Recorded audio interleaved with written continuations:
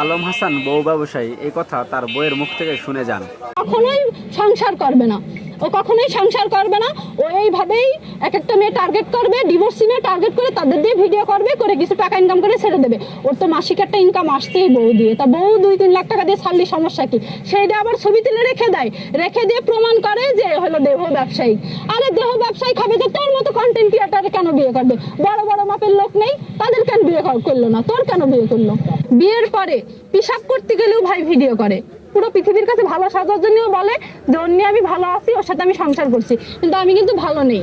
যেখানে নিয়ে যাবে রাস্তাঘাটে অকথ্য ভাষায় গালাগালি দেয়, ওখানে মারধর করে। কক্সবাজারে নিয়ে যাও মারধর, এখানেও এই বাসায় মানে যেখানে আবার আস্তে আস্তে যে প্রাইভেটে উঠেছি সেখানে যেও গালাগালি।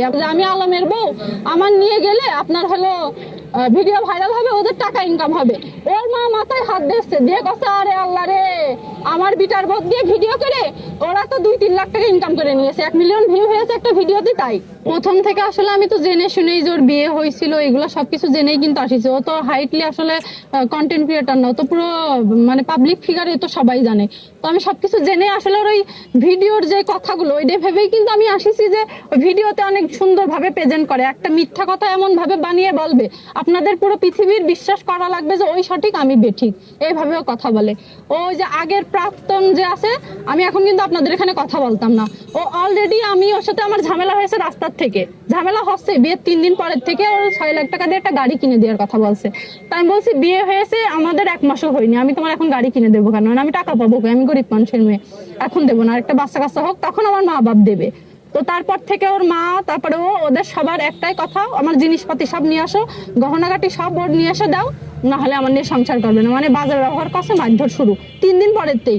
কিন্তু যে ওই সাংবাদিক প্রেস মিটিং টিটিং আসে তখন ওর মনে হয়ে যায় যে আমার বউ ভালো ফেরেস্তা, এমনি আমি সংসার করব, মানে সিম্প্রতি আদায় করার জন্য, পুরো পৃথিবীর কাছে ভালো সাজার জন্যও বলে যে ওর নিয়ে আমি ভালো আছি, ওর সাথে আমি সংসার করছি, কিন্তু আমি কিন্তু ভালো দিছি।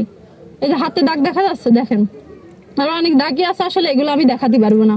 এগুলো আমি মানে আপনারা পুরুষ আর পুরো বাংলাদেশে যেহেতু এই ভিডিও দেখবো, আমি এগুলো দেখাতে পারবো না।